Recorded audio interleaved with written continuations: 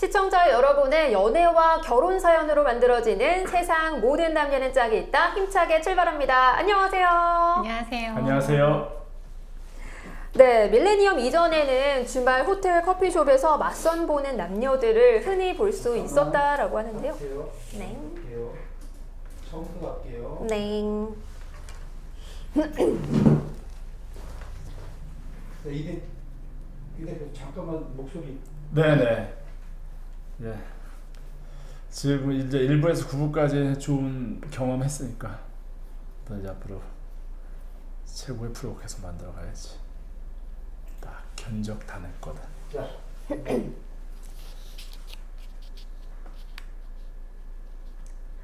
시청자 여러분의 연애와 결혼 사연으로 만들어지는 세상 모든 남녀는 짝이 있다. 힘차게 출발합니다. 안녕하세요. 안녕하세요. 안녕하세요. 네, 밀레니엄 이전에는 주말 호텔 커피숍에서 맞선 보는 남녀들을 흔히 볼 수 있었다라고 하는데요. 그때는 주선자나 커플 매니저도 동석했다라고 하더라고요. 혹시 기억 남는 에피소드 있으신가요?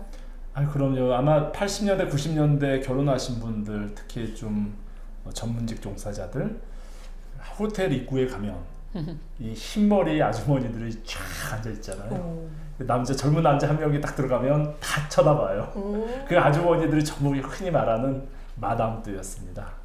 예, 90년대까지 그분들이 주름 잡았어요. 한국의 그 중매 맞선을.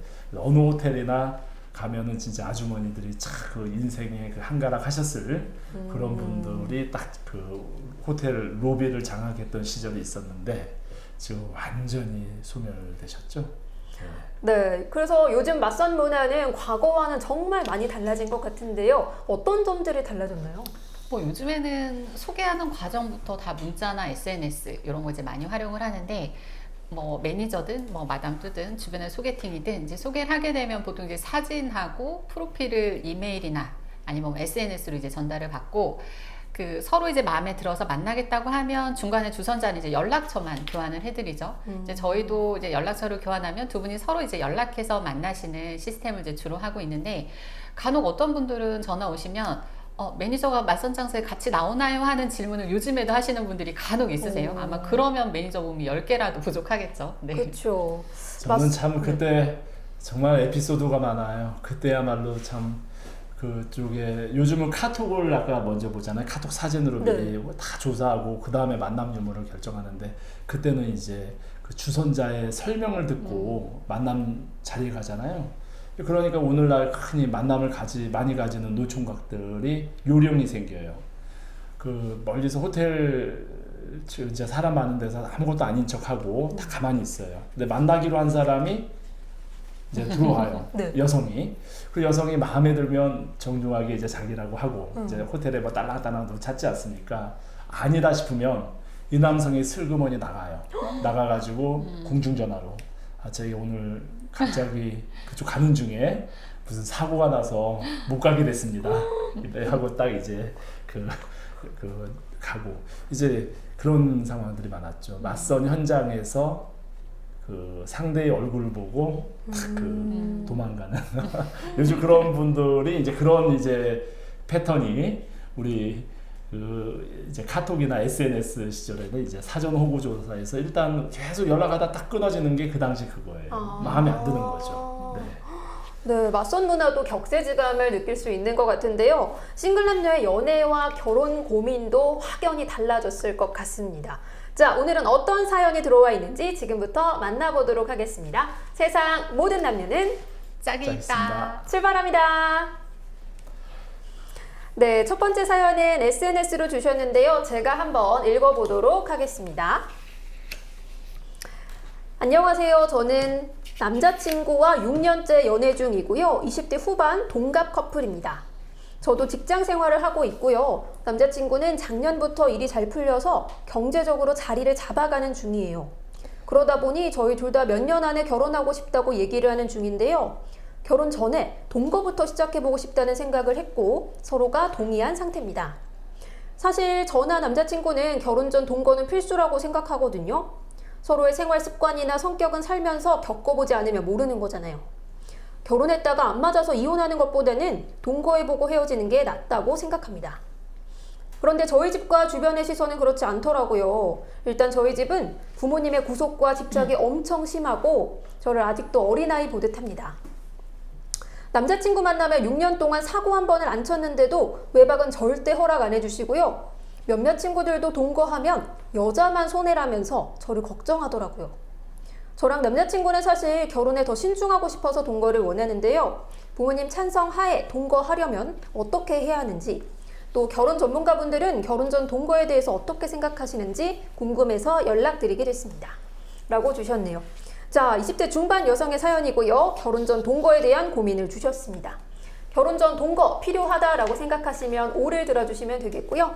아니다, 동거는 필요하지 않다라고 생각되시면 X를 들어주시면 되겠습니다. 자, 결정하셨죠? 네. 가보겠습니다. 하나, 둘, 셋. 정말요? 완전 여기서 세대 차이가 있는 건가요? 네, 세대 차이가. 저는 5를 다 드실 줄 알았는데요. 네. 결혼 전 동거는 사실 좀 별로 의미가 없죠, 이 시대에. 왜냐하면 사전 연애 과정에서 상대를 이미 파악할 수 있는 게 많거든요. 데이트를 워낙 많이 하고 주말에도 본인들끼리 뭐 여행도 다니고 이미 상대를 파악할 수 있는 길들은 다 열려 있단 말이죠. 그렇다면 배우자 만남에 있어서는 아직은 한국에서는 결혼 전 동거는 하나의 그 본인의 결혼으로 봐야 되거든요. 사실혼인데 문제는 결혼 생활이 주는 그 리스크가 있어요. 어떤 남성분들 어떤 아름다운 여성을 보더라도 2, 3개월 지나면 좀 실망할 확률이 높고, 여성분들 어떤 백마탄 왕자를 보더라도 2, 3개월 결혼 생활하면 단점이 보이거든요.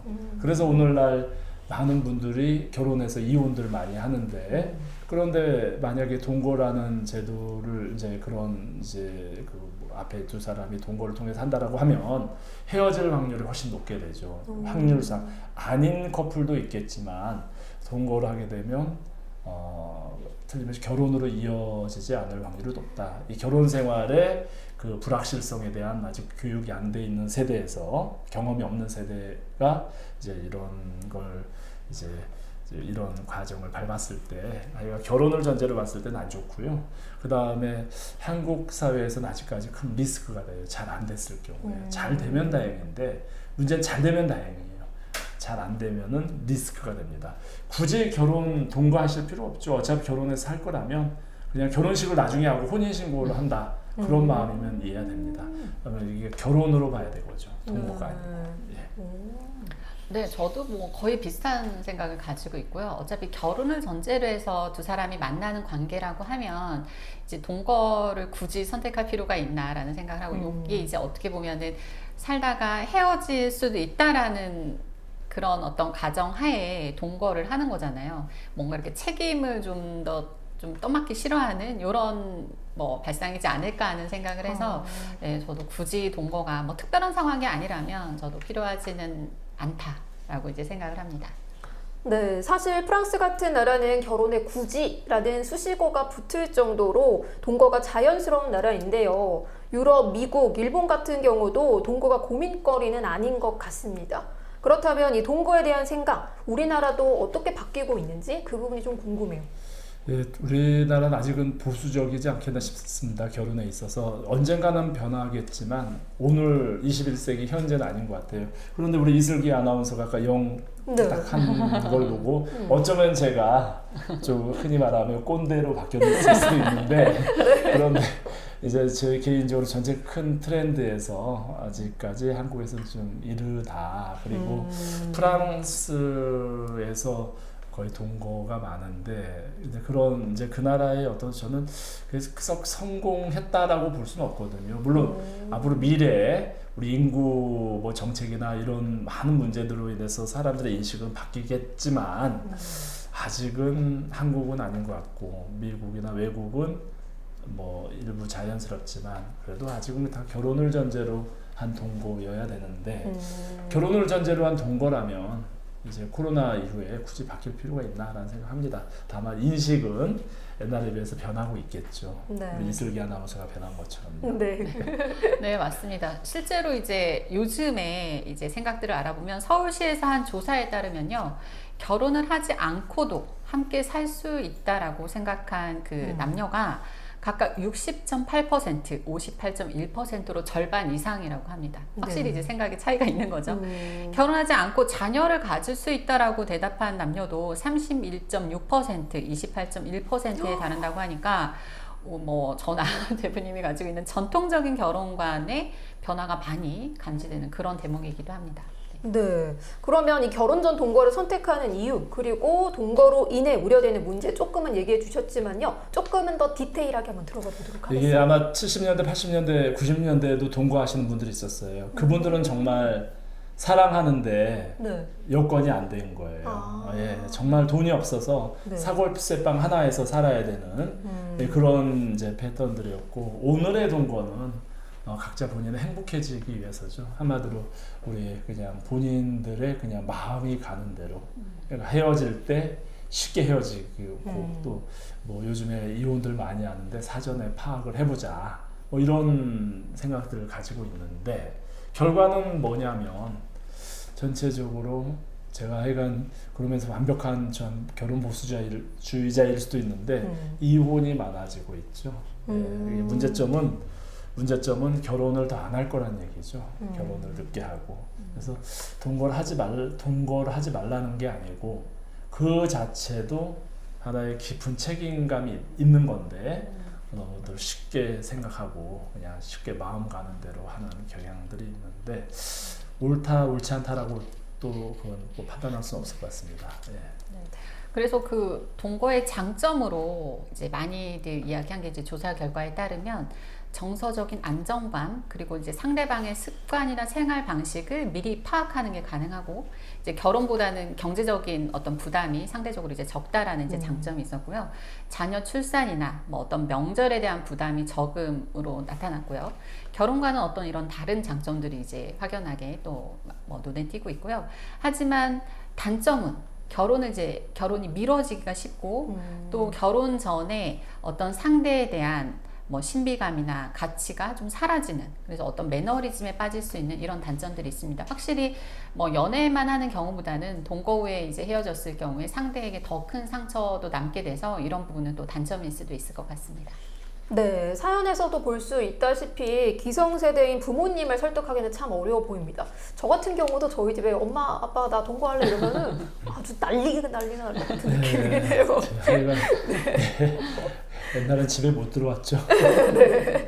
그렇지만 우리 사연자분께 조금은 현명한 조언을 해주신다면 어떤 조언 해주실 수 있을까요? 그래서 지금 사연자분의 사연은요, 사실상 결혼이에요. 결혼 생활인데 두 분 20대 후반 결혼할 나이고 생활도 안정됐고, 근데 굳이 뭐 그냥 용어를 이미 그 같이 동거하는 자체가 결혼 생활의 시작인데 동거라고 이름 붙이실 이유가 있나? 동거라는 건 그러면 아니면 헤어지시겠다는 건데 그럴 이유가 있나? 그래서 그러지 마시고, 이미 만난 이상 사실혼이니까 이 경우에는 그냥 결혼을 기정사실화 해가지고 동거를 하시던가, 아니면 그에 준하는 어떤 생각을 하고 만나시는 게 맞지 않겠나 싶습니다. 그러니까 동거로 할 이유가 없는 것 같아요.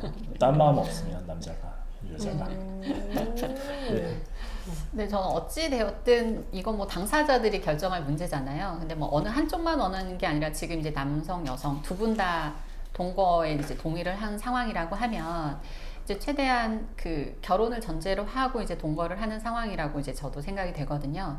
그렇다고 하면 몇 가지만 좀 지키고 하시면 좋을 것 같아요. 일단 첫 번째로는 그 동거하는 기간을 좀 정확하게 정해 놓으시면 좋을 것 같아요. 막연하게 우리가 살다가 뭐 헤어질 수도 있고 결혼할 수도 있고 이런 생각보다는 6개월이든 1년이든 우리가 그렇게 살아보고 문제가 없으면 이제 정확하게 결혼하는 거로 하자라는 어떤 생각으로 기간을 좀 정해놓고 하셨으면 좋겠고, 이제 두 번째로는 경제적인 부분이 조금 애매해질 수 있거든요. 그래서 생활비나 이런 부분은 서로 계획적으로 좀 할 수 있도록 그런 부분도 사전에 좀 의논을 하시면 좋을 것 같고요. 마지막으로 아까도 말씀드린 것처럼 이제 같이 살다 보면 상대에 대한 어떤 신비감도 좀 떨어지고 어떤 생활에 대한 어떤 매너리즘에 빠질 수가 있거든요. 그렇다 보면 결혼도 하지 않았는데 이미 결혼한 것도 아니고 뭐 이것도 아니고 이렇게 좀 두 사람의 관계가 좀 또 많이 또 사랑이 또 식을 수도 있고 이런 문제들이 있어서 동거를 하는 과정에도 뭐 어떤 취미 생활을 같이 공유한다거나 같이 여행을 다닌다거나 하면서 항상 좀 연애 감정을 잃지 않도록 노력을 하셨으면 좋겠습니다. 그러면 좀 좋은 결혼까지 좀 좋은 결과가 또 있지 않을까라는 생각을 합니다. 네, 두 분의 전문가 말씀 잘 참고하셔서요. 동거가 왜 필요한지 한 번 더 생각해 보시고 현명한 선택하시길 바라겠습니다. 자, 다음 사연은 대표님께서 전해주시겠습니다. 예, 참 읽으려고 하니 갑자기 또 약간 머리가 아파지는 사연인데요. 제가 현장에서 그만큼 많이 부딪히는 고민 중에 하나일 수 있을 것 같습니다. 안녕하세요. 저는 건실한 사업가로 자리를 잡은 38살 미혼 남성입니다. 삼형제 중 막내로 형을 모두 결혼정보회사 통해서 일찌감치 결혼을 했는데요. 부모님 조언으로 저도 결혼정보회사를 통해서 여성들을 소개받고 싶습니다. 그런데 저는 10년 가까이 제 짝을 찾지 못하고 있는데요. 그 이유는 제가 부부간 궁합을 엄청 중요하게 생각해서 궁합이 잘 맞는 사람을 찾고 있기 때문입니다. 잘 나간다는 이른바 사짜 여성들도 여러 만나봤지만 궁합이 잘 맞는 사람이 없어서 잘 안 됐고요. 마음에 드는 여성이 있어도 궁합이 안 맞으면 금세 마음이 식더라고요. 이렇게 저랑 궁합을 맞춰본 여성만 아마 100명도 넘을 겁니다. 거기에 쓴 돈만도 엄청나고요. 처음에는 궁합 보는 걸 찬성했던 저희 부모님과 형들도 이제는 웬만큼 맞으면 그냥 결혼하라고 하더라고요. 그 말도 이해가 가는데요. 제가 사업을 시작하면서 어려운 고비가 올 때마다 사주팔자며 사업 운세를 보면서 넘겼었거든요. 좋은 얘기 몰라도 안 좋은 얘기는 이상하게 잘 맞더라고요. 그래서 궁합이 안 맞으면 찜찜해서 결혼은 엄두도 못 내겠습니다. 사업보다 중요한 게 결혼이지 않습니까? 그래서 저와 정말 궁합이 잘 맞는 여성을 찾고 싶은 소망인데요. 궁합 잘 맞는 환상의 짝꿍 어디 있을까요? 네, 궁합을 맹신하는 남성분의 사연인데요. 그러면 먼저 궁합에 대해서 어떻게 생각하는지 파악해 보도록 하겠습니다.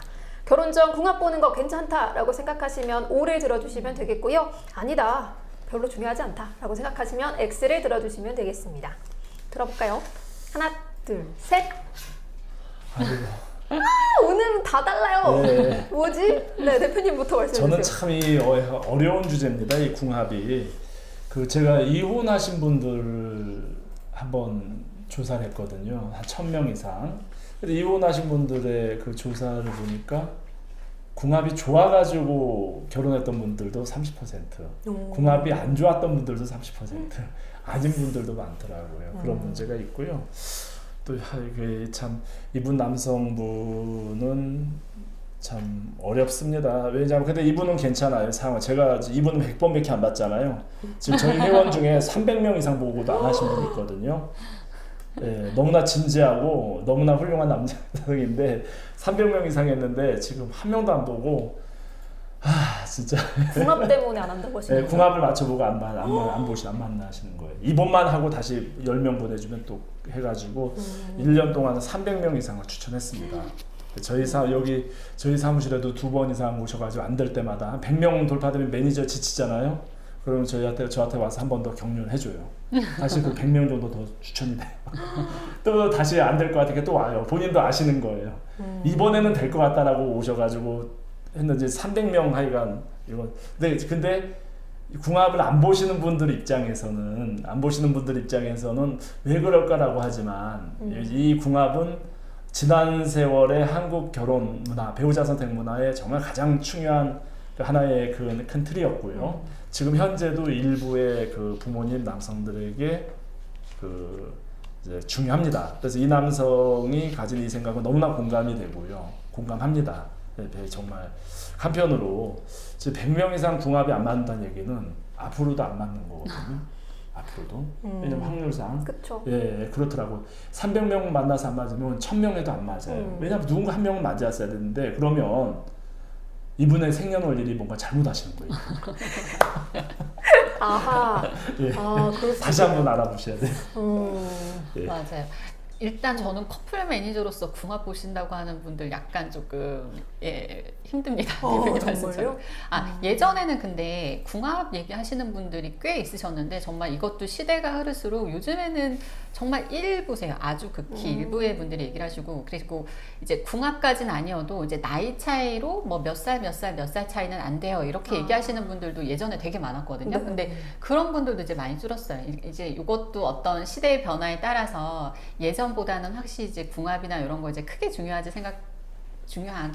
않게 이제 생각하시는 경향들이 더 많아지시는 것 같고, 실제로 안 보시고 결혼하시고도 잘 사시는 분들 너무 많거든요. 그래서 저는 굳이 안 보셔도 되지 않을까라는 생각을 합니다. 네. 네, 저 같은 경우는 뭐 맹신하면 안 되겠지만 그래도 어느 정도 이 부분은 좋다, 이 부분은 나쁘다 이런 거 조금 알고 결혼을 하게 되면은 서로 좀 맞춰갈 수 있는 부분들이 있지 않을까 싶어서 저는 오래 들기는 했거든요. 근데 솔직히 궁합 보고 막 이 뭐 사주팔자를 본다고 해도 그거를 까먹는 분들이 더 많지 않나 싶기도 하고, 그때만 딱 듣고 아 맞아 막 이런 느낌이 좀 더 많은 것 같아서, 그렇다면 지금 소개 만남에서 궁합은 필수가 아니다, 점점 추세가 바뀌고 있다라고 했는데요. 구체적으로 어떻게 추세가 더 바뀌고 있는지 한번 여쭤볼게요. 예, 한 30년 전에는 10쌍 중에 결혼 이제 만남을 가진 10명 중에 한 2쌍, 3쌍 이상은 궁합을 봤어요. 보고 나서 이제 만남 유무를 판단했는데, 지금은 100쌍 중에 한 3쌍, 100으로 이제 3%, 5%대로 줄었어요. 엄청 많이 줄었네요. 엄청 변했죠, 세상이. 그래서 이분들은 그 정말 궁합을 사전에 이제 맞춰보고 만나겠다고 결정하는 경우도 있지만, 이제 두 사람이 서로 연애와 교제를 해가지고 이제 그 궁합을 봅니다. 마지막에 보고 그때 안 맞았을 때 이제 고민하는 경우들이 많이 있죠. 많이보다도 옛날에 비해서는 없지만 지금 현재도 현존하죠. 그래서 최근에도 어떤 분 헤어졌는데 정말 1년 이상 공 들여서 소개를 했는데 마지막 궁합에서 딱 안 되더라고요. 궁합을 믿는 분들의 특징 중에 하나는 좀 뭔가 좀 있는 분들이에요. 좀 사업 크게 하시고 막 이런 거. 좀 싸운 게 있는 분이에요. 그렇군요. 실제로 이제 그 과거 궁합은 혼인 의식의 한 절차였다고 합니다. 그래서 신랑 측에서 생년월이라고 시를 신부 측에 이제 보내면 그 신부 측에서 궁합도 이제 함께 봤다고 하는데요. 점괘가 이제 좋으면 그 택일 단자를 받아가지고 신랑 측에 보냈다고 하네요. 이제 궁합이 또 어떤 경우 이제 청혼을 좀 거절하는 핑계로 궁합이 안 좋다 이런 거를 이제 대기도 했다고 하는데요. 이제 최근에 저희 회원들을 보면 확실히 뭐 말씀드린 것처럼 예전보다는 어떤 궁합을 많이 보지는 않는 그런 분위기로 많이 바뀌어가는 것 같기는 해요. 네, 저는 좀 놀라웠던 사실 중에 하나가요. 우리가 알고 있는 대표적인 인꼬 부부라고 하면 최수종 하이라 커플이잖아요. 그런데 최수종 하이라 이 부부도 결혼 전 궁합을 봤는데 1년 안에 이혼을 한다라고 나왔다고 합니다. 그런데 또 요즘 보면은 MBTI 궁합, 뭐 유전자 궁합 이렇게 궁합 종류도 정말 많아지고 있는데요.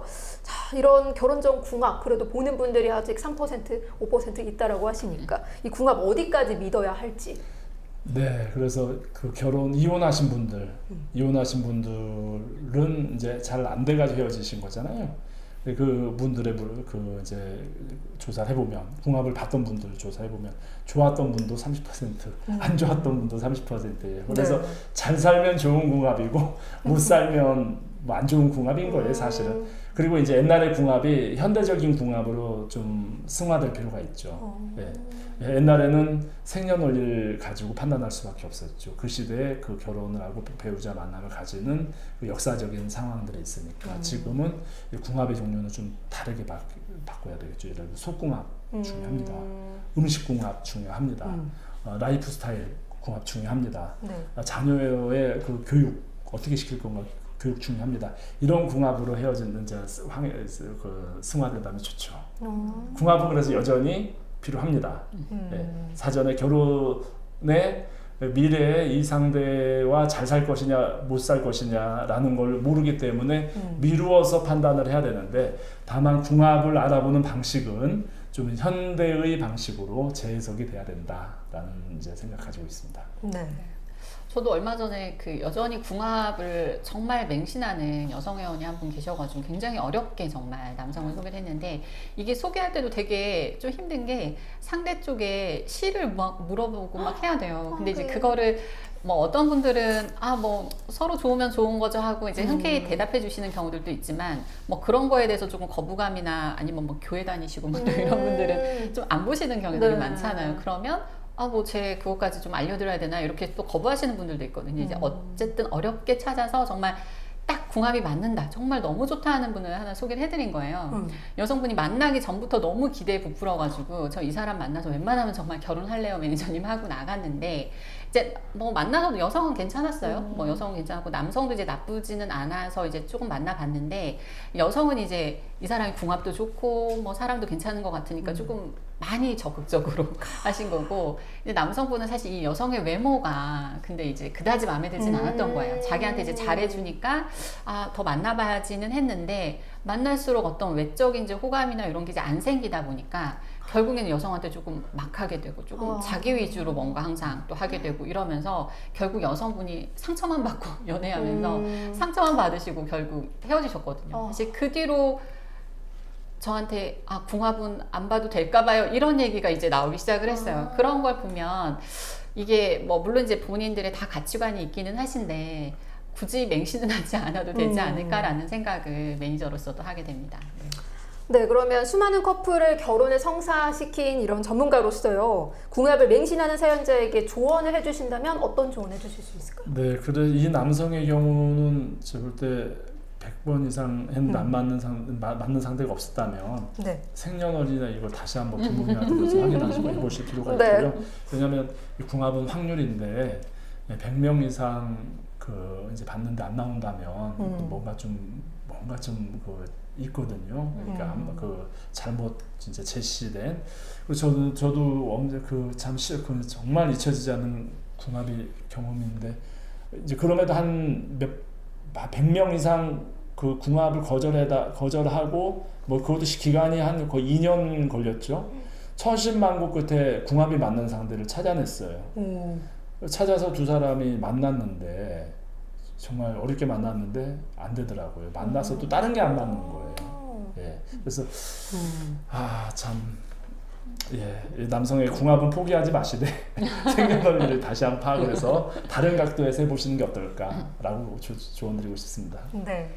저는 나랑 궁합이 딱 맞는 상대를 찾으려고 하지 마시고 정말 안 좋다고 하는 것만 좀 피해 가시면 어떨까라는 생각이 들어요. 뭐 아까 이슬기 아나운서 얘기했지만 뭐 좋은 점도 있고 안 좋은 점이 있다고, 안 좋은 점은 우리가 또 서로 더 조심하고 이렇게 될 수는 있거든요. 그래서 안 좋은 점만 좀 피하시는 쪽으로 생각을 하시면 어떨까 싶고, 이분은 근데 정말 결혼정보회사 아니면 어떻게 만나실까라는 생각이 드네요. 그러게요. 주변에서 이렇게 생년월일시 사주 보면서 누구 만나려고 하면 정말 쉽지 않을 텐데, 예, 이분도 결국 왜 형제분들처럼 결혼정보회사를 통해서 그나마 가능성이 열려 있지 않을까라는 생각을 합니다. 우리 회원 아니었을까요? 그러니까요.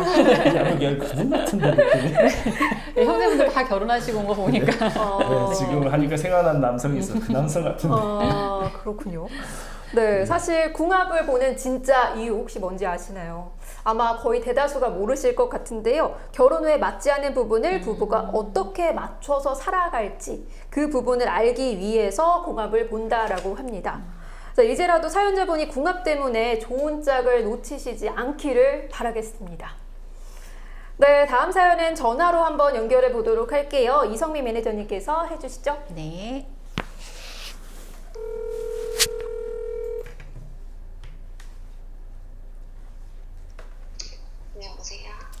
네, 안녕하세요. 그 결혼에 대해서 고민이 있으시다고 해서 저희 세모짝에서 연락을 드렸습니다. 네. 저는 이제 30대 미혼인데요. 네. 지금 남자친구랑 최근에 결혼 얘기가 오고 가고 있는 상황이어가지고 고민이 있어서 연락을 드리게 됐어요. 네, 어떤 고민이실까요?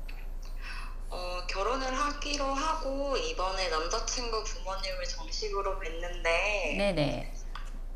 남자친구가 장남인 건 알고는 있었는데 집안 동손에다가 1년에 명절 포함해서 제사만 10번이고 네. 결혼하면은 아파트는 해주시는데 네네. 이제 한 달에 2번 정도는 무조건 시댁에 가야 되고 네. 회사는 안 가도 되니까 살림하면서 제가 하고 네. 이제 큰 행사들 같은 거는 무조건 제가 챙겨야 되는 거예요. 네.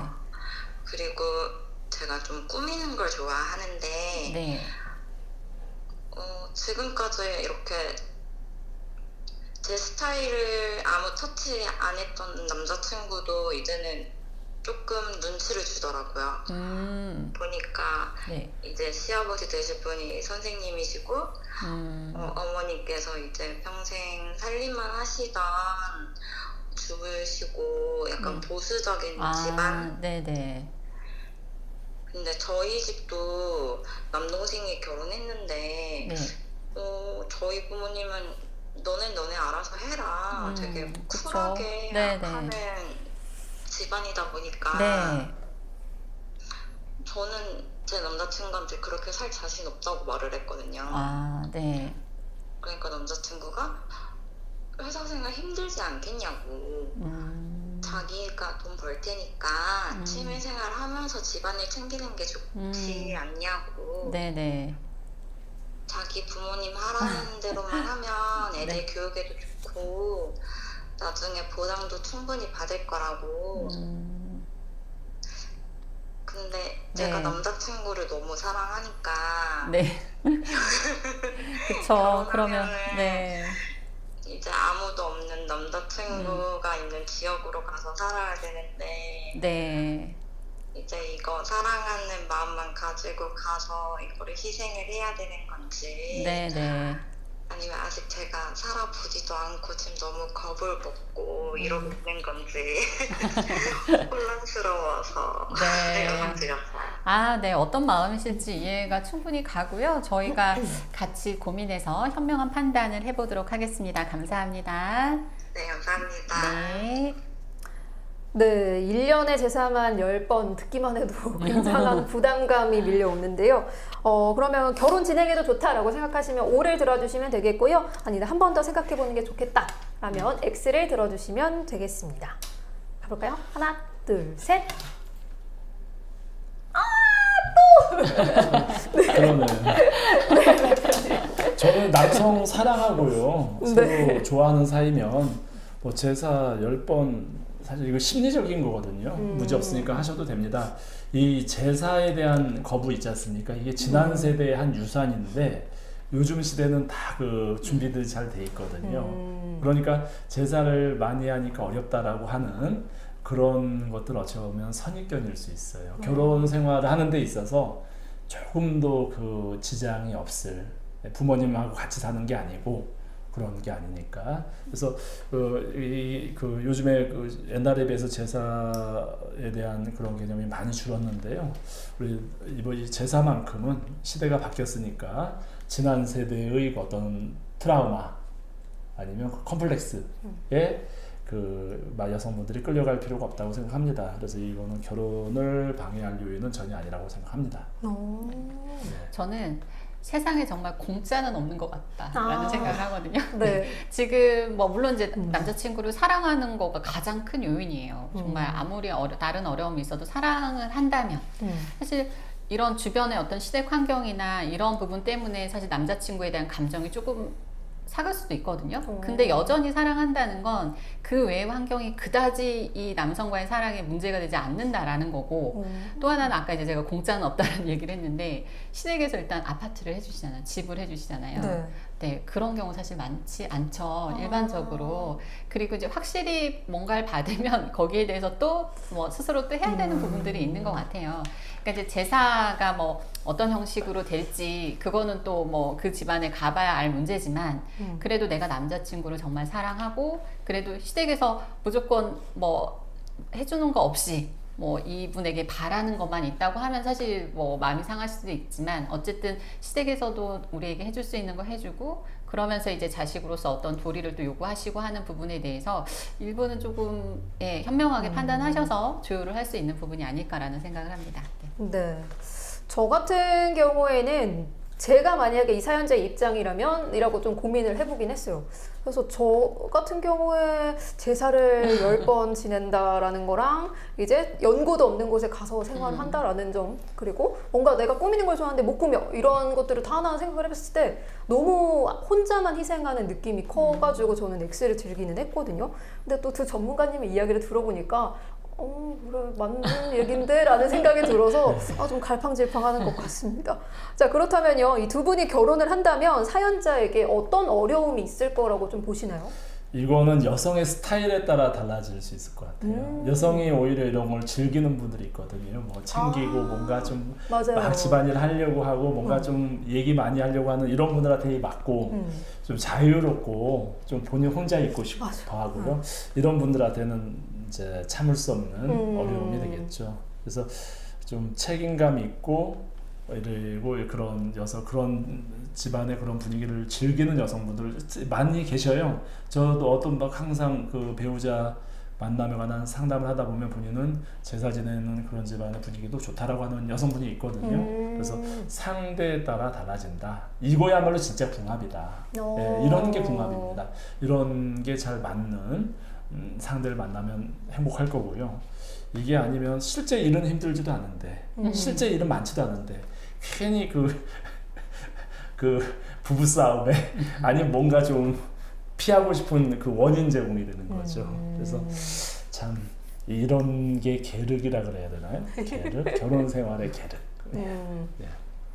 네, 근데 실제로 뭐 명절에 받는 스트레스는 확실히 여성이 더 높기는 해요. 스트레스 점수를 봐도 남성보다는 여성이 훨씬 더 높기는 하거든요.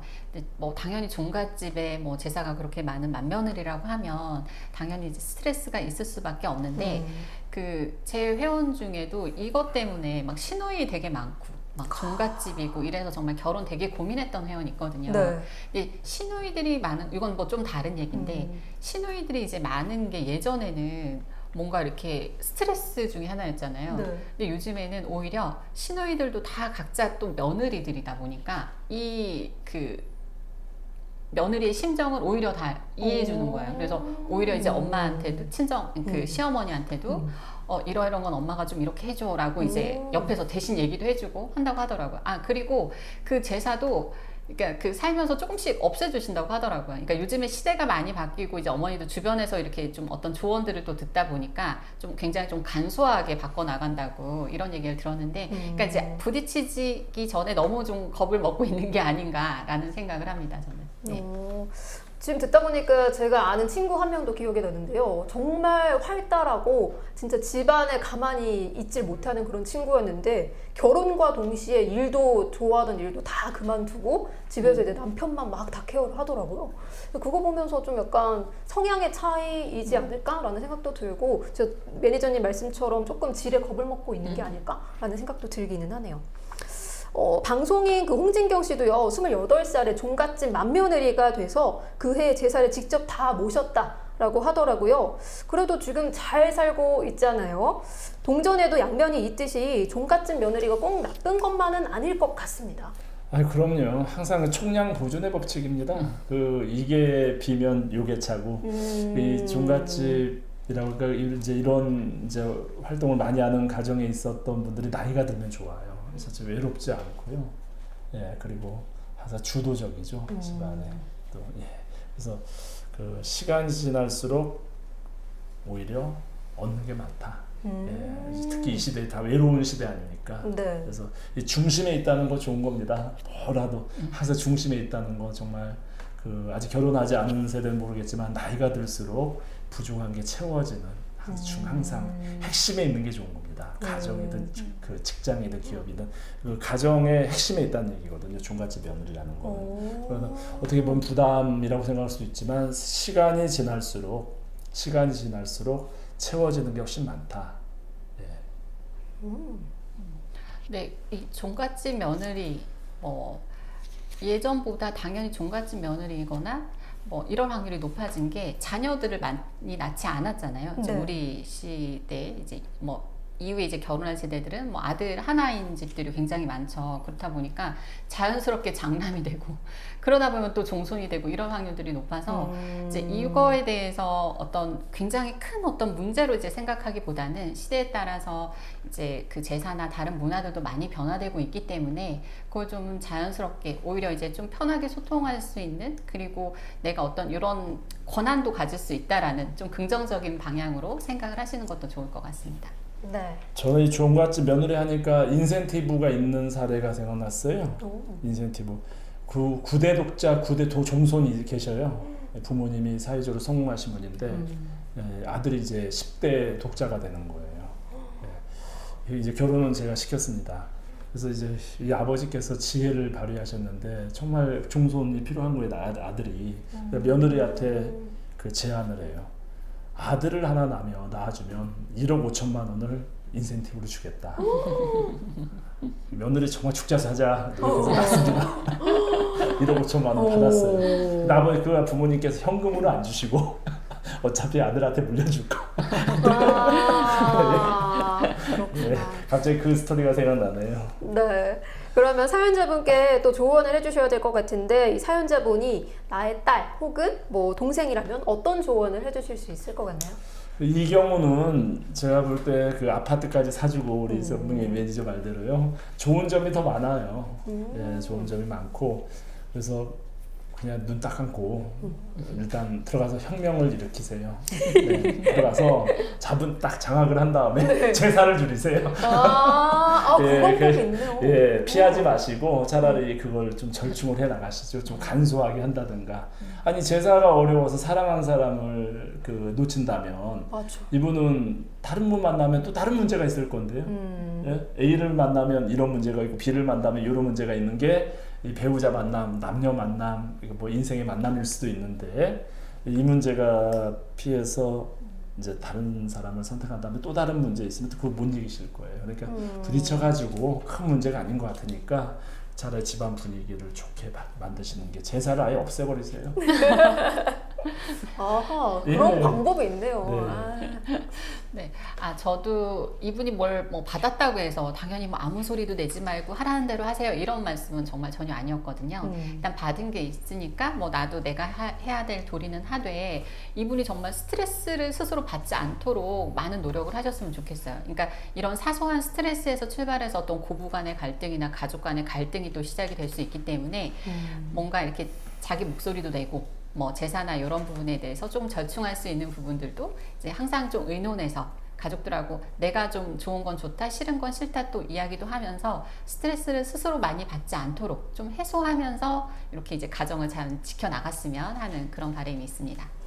네, 인생은 사실 매 순간이 선택의 연속이잖아요. 그런데 결혼에 있어서는 더욱더 신중하게 선택을 해야 되는 게 맞는 것 같습니다. 자, 사연자분도 행복한 결혼을 위한 현명한 선택하시길 저희 세무짝이 응원하도록 하겠습니다. 자, 마지막 사연은 또 어떤 고민일지 궁금한데요. 이성미 매니저님께서 전해주시겠습니다. 네, 안녕하세요. 저는 30대 때 이혼하고 현재 40된 돌싱남인데요. 1년 전에 한 모임에서 동갑인 여자친구를 만나게 되었고 서로 호감이 생겨서 잘 만나고 있습니다. 여자친구는 부산에 살고 저는 서울에 사는데요. 거의 한 달에 한두 번 정도 만나지만 저도 진심으로 여자친구를 아끼고 여자친구도 저를 좋아해서 1년 후쯤에 결혼하기로 약속도 했습니다. 그런데 한 가지 고민이 있는데요. 여자친구는 월 200 이상 버는 것 같은데 항상 돈이 없습니다. 하고 싶은 건 다 해야 직성이 풀리는 성격이고 옷, 신발, 가방 등 쇼핑도 너무 좋아하는데요. 집에 가보면 심지어 택배 상자도 안 뜯은 옷이며 가방이 많더라고요. 비싼 건 아니라고 하지만 그것도 모으면 다 돈 아닌가요? 그리고 제가 볼 때는 꼭 필요해서 산다기보다는 습관적으로 지르는 것 같더라고요. 저는 이런 경제관념이 너무 걱정이 되는데 여자친구는 크게 생각하지도 않는 것 같고, 또 요즘에는 맛집이나 캠핑 이런 거에 또 꽂혀가지고 친구들이랑 놀러 다니기 바쁘더라고요. 이런 생활이 반복되다 보니 돈이 모일 리가 없겠죠. 오히려 카드 돌려막기도 한계인지 저에게 급하게 돈을 요구해서 몇 번 막아주기까지 했습니다. 술, 담배도 안 하고 늘 밝고 긍정적인 성격이라 좋아했는데 여자친구의 낭비벽이 저에겐 너무 고민이 되네요. 결혼해서 살다 보면 조금 나아지긴 할까요? 이 상태로 결혼하면 밑 빠진 독에 물 붓는 격일 것 같은데 저 어떻게 하면 좋을까요? 라는 사연입니다. 네, 경제관념이 없는 여자친구와의 결혼이 고민이다라고 사연을 주셨는데요. 이 결혼 진행해도 좋다라고 생각되시면 O를 들어주시면 되겠고요. 아니다, 조금 더 생각해봐라 하신다면 X를 들어주시면 되겠습니다. 이번에도 왠지 저만 다른 것 같은데요. 자, 가보겠습니다. 하나, 둘, 셋! 오! 만장일치예요. 네. 네, 대표님부터 말씀해 주세요. 이 쇼핑 중독 그 사치 있지 않습니까? 자기 분수에 맞지 않게 돈을 이제 쓰는 건 일시적으로는 괜찮은데요. 이게 습관인 분들이 있어요. 특히 여성 쪽에서 그게 많은데 남자들이 도벽이나 이런 이제 그 문제가 있다면 여성 쪽에서 낭비벽이 있는데 이런 경우는 그 도벽이 있는 남성을 절대 만나야지 말아야 되는 것처럼요. 낭비벽이 있는 여성을 만나는 것은 안 됩니다. 그냥 한순간에 데이트하고 한번 빌려주는 걸로 끝나셔야지 결혼 생활하면 그 결혼 생활 잘 될 수 없습니다. 잘된 케이스는 못 봤습니다. 그래서 안 되는 거죠. 저도 이분의 나이가 좀 어리다면 뭐 그럴 수도 있고 좀 바뀔 수도 있다라는 생각을 하는데 여성분 나이도 지금 남성하고 동갑이면 40 정도 된 나이거든요. 그러니까 이 나이인데 계속 이런 습관을 그동안 계속 해왔다고 하면 네, 고치기 좀 힘들 수 있을 것 같아요. 그래서 남성이 뭐 경제력이 굉장히 좋아서 뭐 이런 어떤 그 중독적인 소비 생활을 다 감당할 수 있는 게 아니라면 네, 저는 이거는 결혼에 있어서 조금 중요한 문제이기 때문에 이미 이제 연애를 하면서 어느 정도 이제 파악이 된 상태잖아요.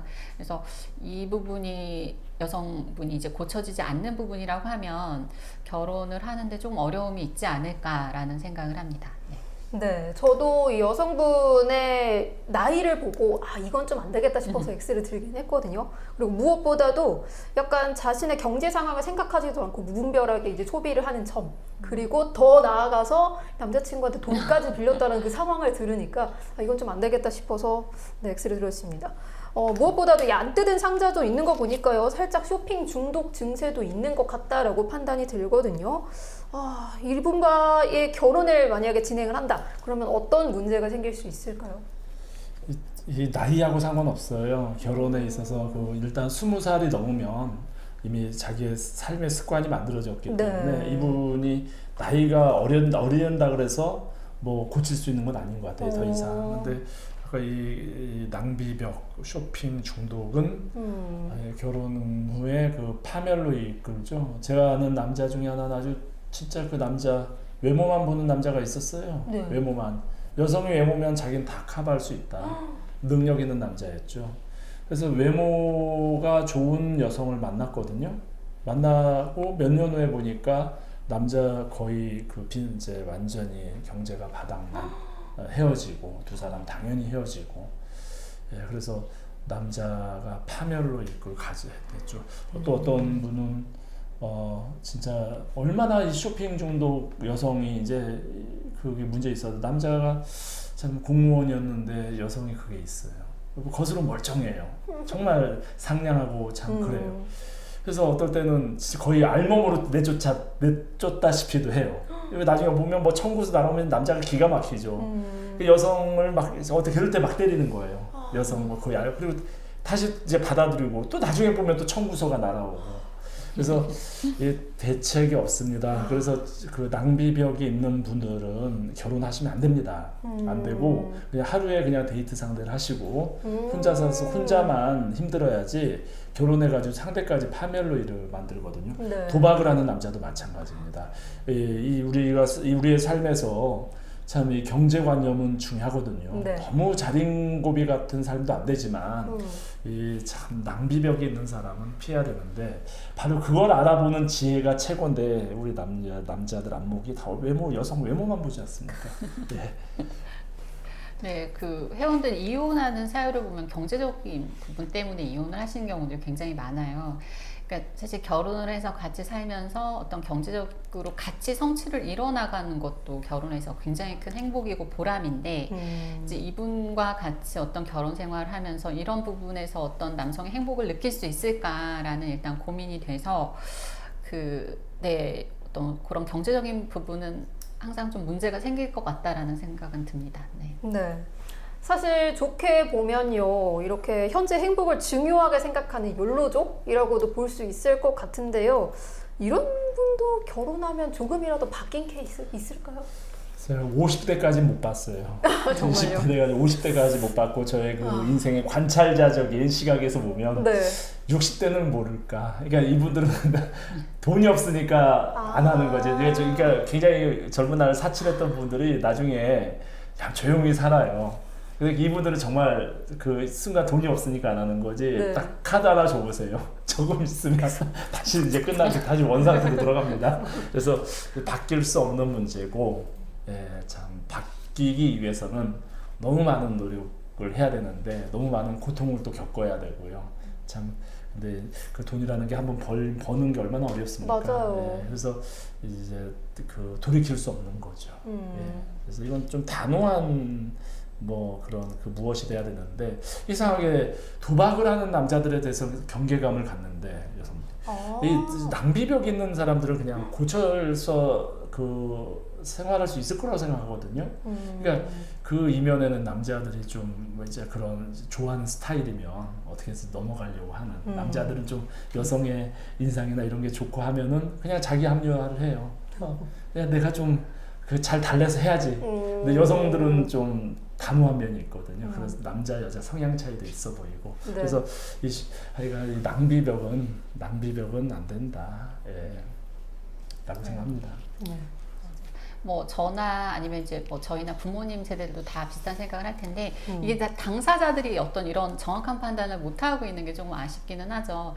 그 최근에 이제 저희 회원 중에도 여성분이 굉장히 그 소비를 많이 하는, 근데 이제 본인 돈을 쓰는 게 아니라 남성한테 이제 항상 요구해서 막 선물도 비싼 거 요구하고 해서 남성이 돈을 너무 많이 쓰는 거예요. 그래서 근데 이제 본인은 이 여성이 좋으니까 그게 아까운 줄, 뭐 이 여성이 소비를 많이 하는 줄 이런 개념이 없는데 이제 어머니는 아시잖아요. 그래서 어머니가 이제 저희 쪽에 전화해서 이 결혼은 어떻게 하면 좋겠냐 이렇게 이제 하소연을 하시고 해서 저희가 이제 중간에 같이 말리고 있는 그런 이제 지금 요거는 현재 진행형입니다 사실. 그래서 예, 제가 이제 아마 그 사연이 이제 자꾸 생각이 나서 이분에게도 더 강하게 이런 분은 안 만나시는 게 좋겠다라는 이제 말씀을 드리고 있는 것 같기도 한데 네, 뭐 본인은 잘 모르는 것 같아요 정말. 그래도 이분은 그래도 현실적으로 이게 문제다라는 걸 깨닫고 계시기 때문에 이제 그나마 다행인데 정말 눈에 뭐가 쓰이시면 네, 이런 것도 또 안 보이시고 하는데 네, 나중에 또 결혼 생활은 많이 힘들어지실 수도 있을 것 같아요. 네.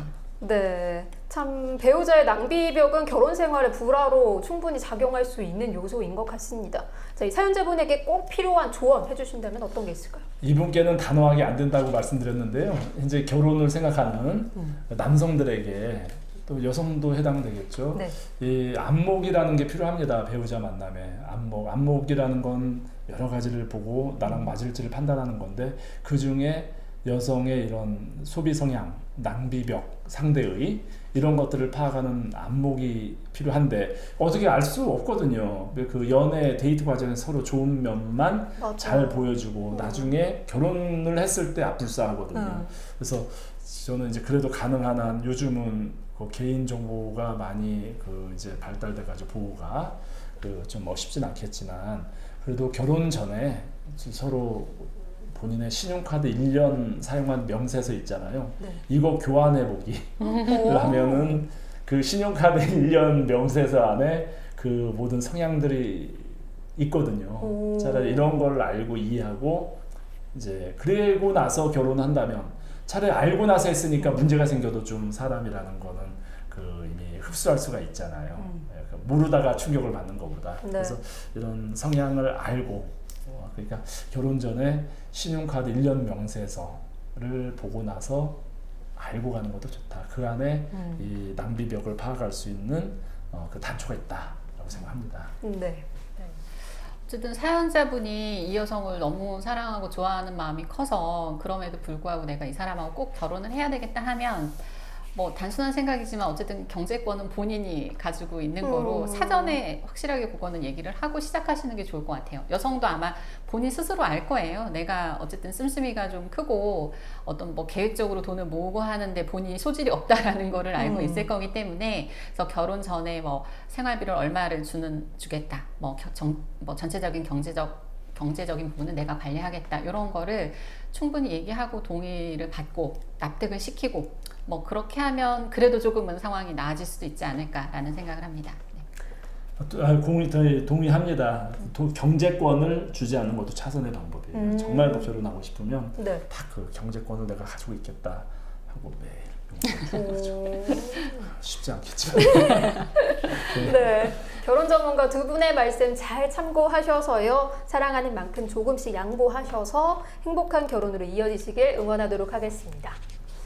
자, 오늘도 결혼에 대한 다양한 사연들 만나봤는데요. 이 남녀 만남, 특히 배우자를 만나기 위한 과정에는 두 가지 상반된 생각이 공존한다고 합니다. 하나는 많은 이성을 만날수록 더 좋은 이성을 만난다는 다다익선의 원칙이고요. 또 다른 하나는 너무 많이 만나면 오히려 생각이 더 복잡해진다는 과유불급의 원칙입니다. 두 분은 어떤 생각에 조금 더 공감을 하시나요? 이거는 저는 이제 현장에서 지켜봤으니까요. 그 남녀 만남은 과유불급이 맞는데 많은 사람들은 다다익선을 추구한다. 현실은 과유불급인데요. 네. 사람들의 그 욕심은 다다익선이에요.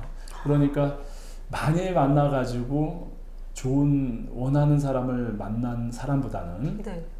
적게 만나서 자기 원하는 사람을 만난 사람이 훨씬 더 많고 이걸 결혼 생활에서도 또 이어지더라고요. 참 좋은 질문인 것 같아요. 네. 다들 다다익선을 생각하지만 현실에서는 과유불급을 바라보는 게 좋다라고 생각합니다. 저도 다다익선에 한 표를 했는데 혹시 아직은 많이 만나셨네요. 아, 네, 알겠습니다. 그 많이 이미 만나신 분들이 얘기하시는 걸 들어보면 예전에 만났던 누가 제일 좋았다, 이런 얘기들을 많이 하시거든요. 그러니까 예전에 만난 그 누구만큼의 사람을 이제는 못 만나는, 왜냐하면 이제 본인 나이가 들었으니까. 그래서 과유불급에 저도 적극 동감을 합니다. 네. 네, 보통 초혼일 경우에는요, 마음에 드는 상대를 만나더라도 혹시 더 좋은 사람이 나오지 않을까라는 생각으로 조금 더 많은 사람들을 만나본다고 하고요. 재혼일 경우에는 마음에 드는 상대를 만나면 더 이상 미팅을 하지 않는다고 합니다. 자, 지금 시청하고 계신 시청자 여러분은 혹시 나의 짝꿍 찾으셨나요? 네, 모든 싱글 남녀가 짝을 찾을 때까지 저희 세모짝의 고민 상담은 계속 이루어질 예정입니다. 자, 오늘 시간 마치겠습니다. 세상 모든 남녀는 짝이다. 네, 이번 시간 마치겠습니다. 고맙습니다.